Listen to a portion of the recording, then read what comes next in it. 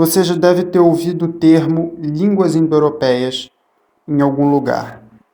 Mas, afinal, você entende exatamente o que isso significa? Línguas indo-europeias se refere a uma extremamente diversificada família de línguas que inclui a maioria das línguas faladas na Europa, assim como também as línguas faladas no Irã, no norte da Índia e na Ásia Central, em diversos países, como, por exemplo, o Paquistão e o Afeganistão. Mas por que essas línguas são chamadas de indo-europeias? O que as une? Basicamente, essa é uma das hipóteses mais interessantes da arqueologia e também da linguística, que é a hipótese de que todas essas línguas têm uma origem comum. Elas derivam de uma mesma língua ancestral que se espalhou por um vasto território e em cada um desses locais ela se diversificou e deu origem a novos idiomas que foram ficando cada vez mais diferentes com o tempo. Essa língua não deixou registro escrito. O povo que a falava nunca conheceu a escrita. A sua existência é deduzida pelos linguistas com base nas semelhanças entre as suas línguas filhas, entre as suas línguas derivadas. Semelhanças sistemáticas, extensas demais para serem fruto do acaso. As línguas latinas, que na verdade são um ramo das línguas itálicas, mas as outras línguas itálicas todas desapareceram. As línguas germânicas, as línguas bálticas, eslavas, as línguas indo-arianas e o grego, que é uma língua isolada, né? Ele é um ramo dentro de si mesmo, não tem parentes próximos.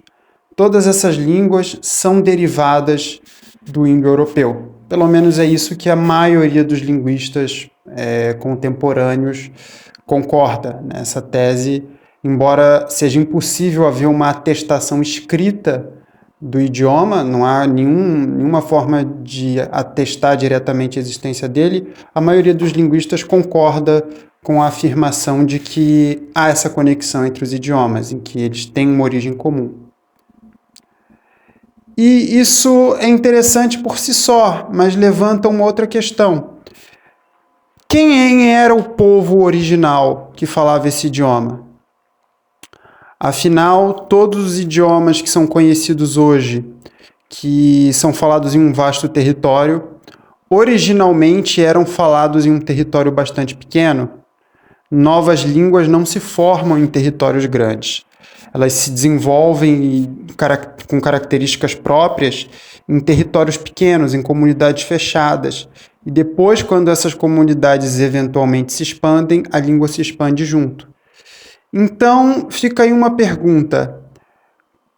Qual era o povo que originalmente falava essa língua? Da onde eles vieram? Qual foi a terra original deles? Como eles se espalharam tanto?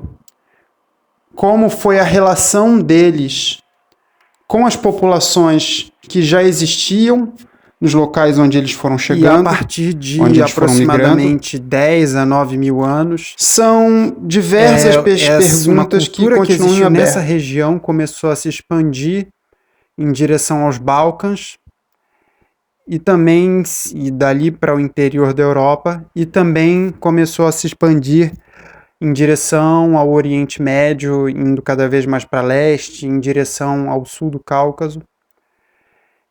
E essa cultura levou consigo a agricultura, né? Foi nesse momento em que houve uma expansão da agricultura do seu local de origem, que seria ali no que hoje é parte da Turquia, do leste da Turquia.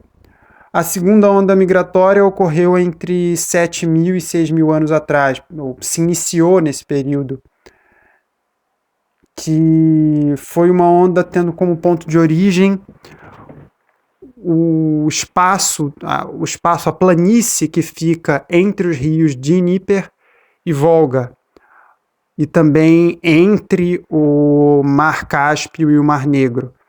Nesse espaço há uma grande zona de planície, no que hoje seria o sul da Rússia e uma parte do leste da Ucrânia, de onde veio a primeira cultura a domesticar o cavalo. E essa cultura, com cavalo domesticado, se espalhou também tanto para o interior da Europa quanto em direção à Ásia e até mesmo em direção ao Oriente Médio, no que hoje é o Irã. Na verdade, o Irã não fica exatamente no Oriente Médio, mas isso é uma definição um pouco mais complicada, né? A própria definição de Oriente Médio é um pouco complexa. Então, essas são as duas hipóteses mais prováveis. A hipótese mais aceita é de que os falantes originais da língua indo-europeia tenham vindo de fato do sul da Rússia, das regiões de planície entre o Dnieper e Dnieper, eu não sei exatamente a pronúncia do nome desse rio, entre esses dois rios, entre o Volga e o Dnieper, e que teria junto com, a partir do momento em que domesticou o cavalo, se expandido para várias direções e levado consigo a sua cultura e a sua língua. E uma terceira possibilidade, que é bem menos aceita, bem menos evidência a respeito dela, é a hipótese de que os indo-europeus teriam vindo originalmente da Armênia, no sul do Cáucaso, mas essa ideia hoje em dia é quase descartada.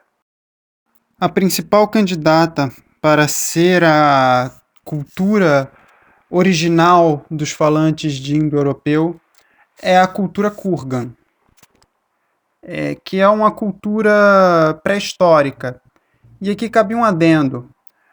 Quando a gente fala de culturas anteriores à escrita, não tem como saber como os povos se auto-identificavam, afinal eles não deixaram nada escrito.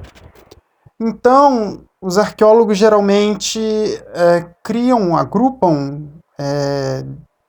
a palavra não seria agrupam, definem as culturas de povos pré-históricos através da sua cultura material, ou seja, suas técnicas de artesanato, suas técnicas de confecção de joias, de confecção de armas, seus objetos ritualísticos, né, para fins religiosos, suas práticas, isso é muito importante, suas práticas de sepultamento, ou seja, sua cultura material. Os arqueólogos usam a cultura material de povos pré-históricos para agrupar eles e dar nome a eles, já que não sabe como eles realmente se chamavam. Mas dois povos que têm uma cultura material parecida podem não ter a mesma identidade. Verdade, mas ao menos significa que eles têm alguma relação. Isso é o mais preciso que é possível fazer, já que a gente está falando de povos que não escreviam. Então a cultura Kurgan é uma cultura material, uma cultura arqueológica, como geralmente se chama, ou seja, um agrupamento de cultura material semelhante em um vasto período de tempo e um vasto período de espaço. Mais especificamente, a cultura Kurgan ela é uma amálgama de várias outras culturas pré-históricas com traços parecidos, com traços semelhantes. Todas elas originárias do que hoje seria o sul da Rússia, ali o norte do Cáucaso. A cultura Kurgan é assim chamada porque Kurgan, em russo, significa túmulo. E essa cultura fazia, provavelmente para os seus líderes, grandes montes funerários, feitos de terra e pedra. E o falecido era içado através de um fosso bem no centro desses montes funerários. Muitas vezes enterrado com armas e com joias e outros objetos de prestígio. Acredita-se que essa cultura Kurgan se espalhou ao longo de quase 2000 anos, né, em ondas consecutivas para fora dessa planície, planície Pôntico-Cáspia, como ela costuma ser chamada, eles se espalharam em ondas consecutivas. Ou seja, a cultura, ela, ao longo desse período de tempo, ela sofreu transformações. É como se uma cultura em diferentes estágios tenha feito diferentes processos de expansão para fora do seu território original. Provavelmente, como eu já referi, a domesticação do cavalo foi muito importante. Inclusive, eles enterravam até mesmo cavalos junto com pessoas importantes.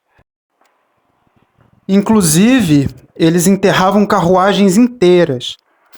As carruagens mais antigas que foram desenterradas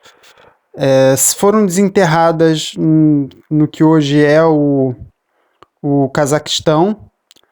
No entanto, essas carruagens pertenciam a uma dessas culturas, a cultura Yamna, que é considerada como um dos estágios de evolução dessa cultura Kurgan.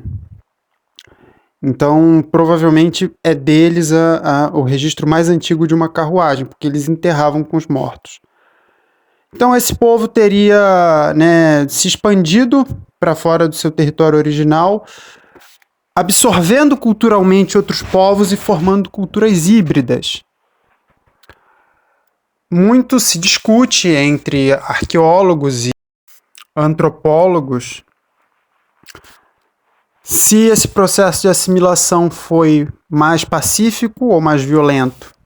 Ou seja, se eles dominaram pela força e impuseram seus costumes, ou se eles conseguiram atrair outros povos para o seu estilo de vida de uma forma mais pacífica, né? De alguma maneira o estilo de vida deles era atraente. Isso é algo bastante discutido. Provavelmente ocorreu um pouco dos dois, mas qual foi a dinâmica predominante é algo que não é possível de saber. E esse é um ponto muito importante. Eles formaram culturas, eu vou repetir, culturas híbridas. Existe uma ideia, eu já vi isso em alguns vídeos que falam a respeito desse assunto, que eles teriam substituído as populações, né? E existe até um certo contorno racista nessa ideia de que teria sido uma espécie de super-raça que substituiu as populações por onde eles foram chegando. Não existe nenhuma evidência que aponte para essa ideia.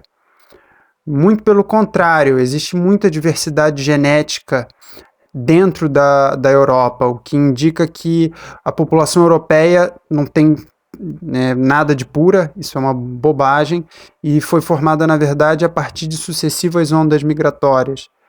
E essas ondas migratórias, né, da cultura Kurgan foram apenas parte disso, houveram ondas migratórias anteriores, e eles foram absorvendo as populações que eles encontravam e não exterminando elas, formando culturas híbridas, culturas que eram uma mistura dessa cultura original com as culturas dos locais onde eles haviam chegado.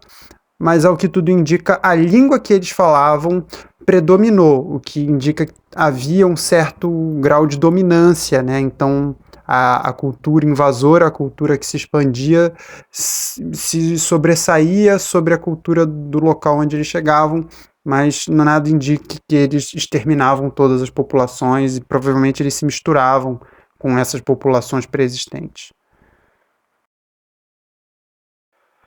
Era um povo para quem, como eu já disse, os cavalos eram muito importantes, eram provavelmente muito bons na montaria, eram bons cavaleiros. Eles eram um povo de pastores, como eles viviam originalmente numa região de planície com muito pasto, eles viviam da criação de gado.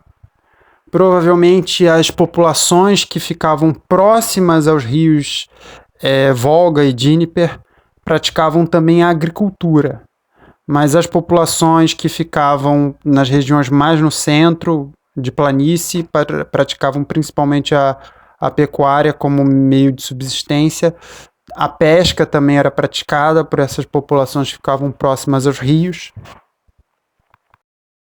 Eles eram, em média, mais altos do que as populações do interior da Europa e também do que as populações que eles encontraram na Ásia, o que indica provavelmente uma dieta mais rica em proteínas.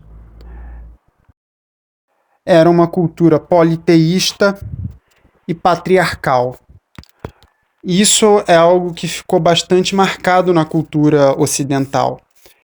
Era uma cultura bastante belicosa muito mais afeita à guerra do que a maioria das culturas que eles encontraram pelo caminho na sua expansão. Era uma cultura, obviamente, bastante expansionista. Isso também ficou bastante marcado na cultura ocidental. Eles provavelmente possuíam escravos como parte da sua sociedade e eram liderados por uma aristocracia guerreira, ou seja, aqueles que eram mais eficientes em combate eram também aqueles que tomavam as decisões políticas dentro da comunidade. Todos esses traços culturais são deduzidos a partir da língua, a partir da cultura material que essas populações deixaram para trás, e também a partir de traços culturais comuns em todas as culturas que derivam ou que pelo menos foram influenciadas por essa cultura pré-histórica, que é basicamente todas as culturas da Europa Ocidental e boa parte das culturas da Ásia. Esse é um assunto vastíssimo, eu acho que é um assunto muito interessante, quase inesgotável. Esse vídeo aqui foi só uma entrada.